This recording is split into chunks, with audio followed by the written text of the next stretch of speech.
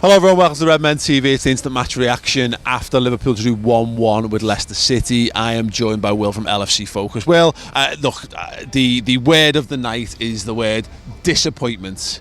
Yeah. It's just, it's a very odd vibe because, as I've been saying to so many people, it's just no one can really be angry because we're 5 points clear at the top of the league. You can't be throwing a wobbly. No one's going to be doing sort of Arsenal Fan TV style rants outside the stadium after that. But it's just, obviously, we haven't won the game, and we didn't win the game in pretty poor circumstances as well. I think that's what's grating people the most, is not just the result, but the fact that we were just so flat pretty much all the way through the game, aside from the first couple of minutes. It was a tricky one because we stormed into that game. We got the early goal, and you think, great. And the way I saw this game going was it was either going to be a hard-fought battle, but I thought if we get a couple of early goals, if we go 2-0 up in the first half, this could be a 4-0, and a real statement victory.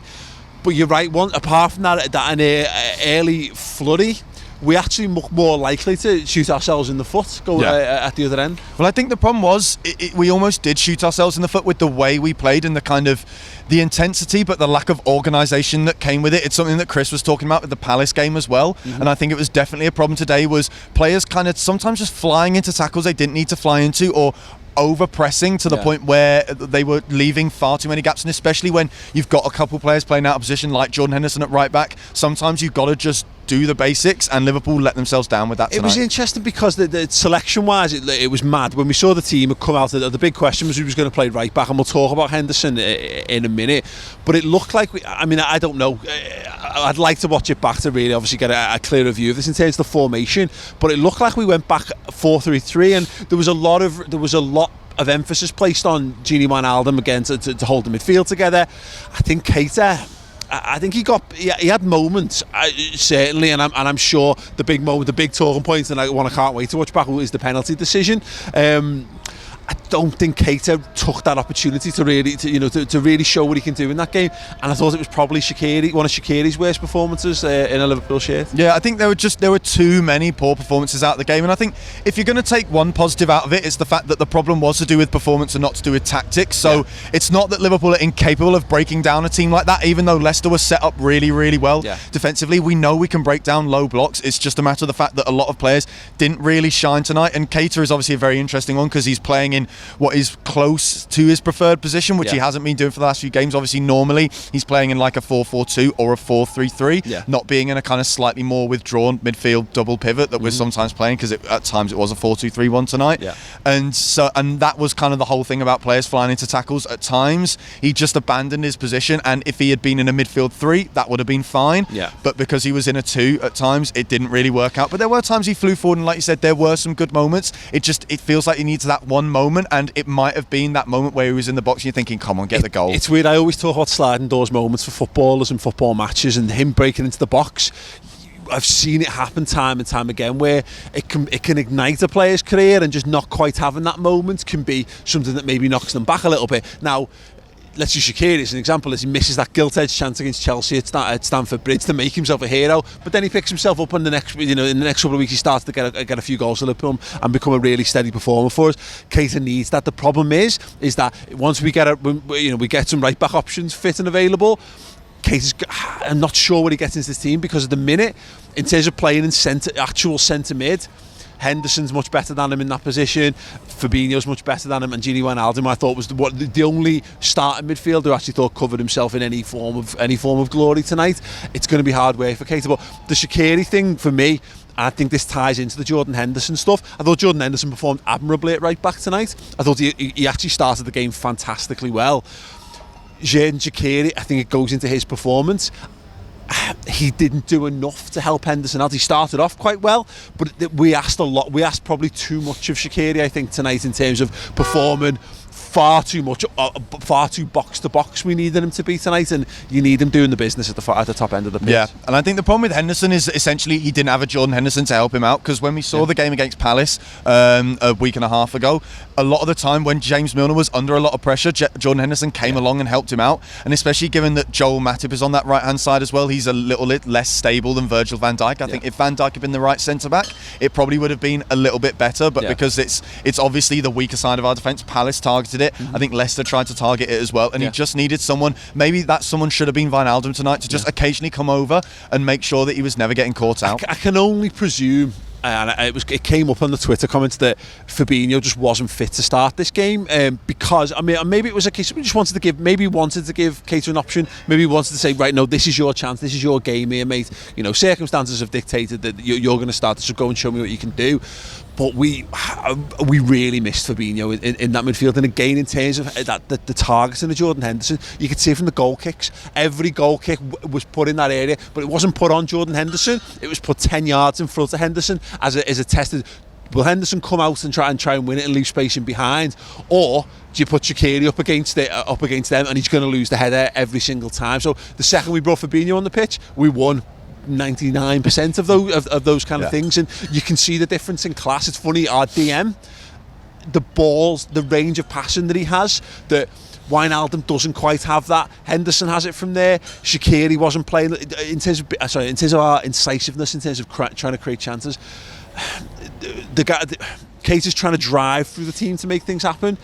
No one else was really picking the killer pass, and again, once it took Fabinho to come on, we started to get wide. Henderson played a lot more wide. We looked a bit more dangerous. Yeah, I mean, I think what you said there about like Keita making driving runs and stuff like that, the problem was any good moments were kind of individual moments. It never really felt like everyone was trying to have a different way of breaking down Leicester. Some people were trying to just make mazy runs. Some people were trying like the chipped balls over the top of the defence and stuff like that. No one really seemed to have a sort of coherent plan, and I think that was the main problem today. But like you said, Shaqiri just kind of struggled a little bit. He never really got a foothold in the game. So my slight concern over this, and it's only a slight concern because you can only have slight concerns when you're 5 points clear at the top of the Premier League, is I don't think the pressure got to us because I said it on a number of videos. Liverpool have lost that game. I've been here, I've watched it on telly, I've seen us lose these games when you let the game get away from you and things go against you and the ball ends up in the back of the net.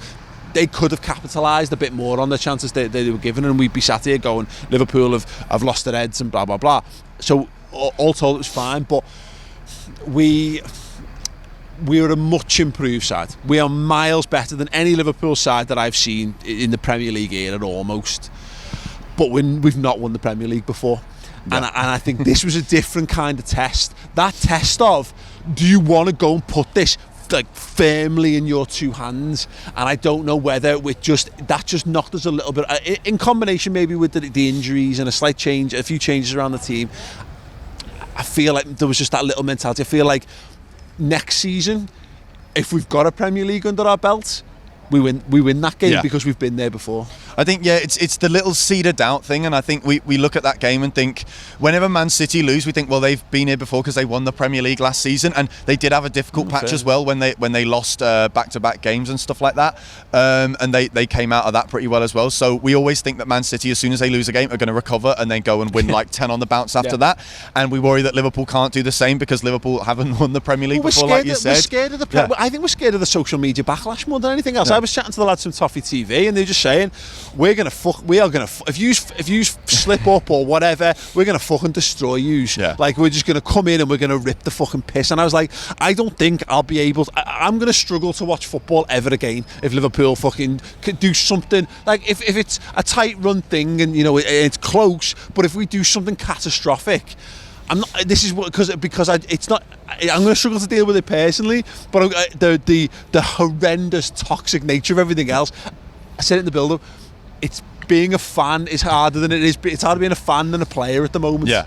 And I think that's why everyone's so desperate to have that cushion, because it basically ensures us against any horrible apparition, because any other team being 5 points clear at the top of the league at this point, if City were 5 points clear of anyone else, we'd say they've probably got it boxed off. They'd probably be fine. They'd all be tucked up in bed now. I'm not even worried about it. They're not even talking about it. Man United, all these years they've won it, they'd be in this situation going, great, all according to plan, all going according to plan, because you don't worry about things that might, because the plan is to win, but ultimately the plan is to be as many points ahead of the team in second as possible. And according to that plan, we are still fucking flying. And I think you're right. Experienced fans are experienced in this. Players are experienced in this. All these people, I just would not be asked, but we are weak-minded fools. And I feel that you feel it. it's just a double disappointment, isn't it? Because we don't like seeing Liverpool lose. It was a poor performance, and it's not what we didn't win. It's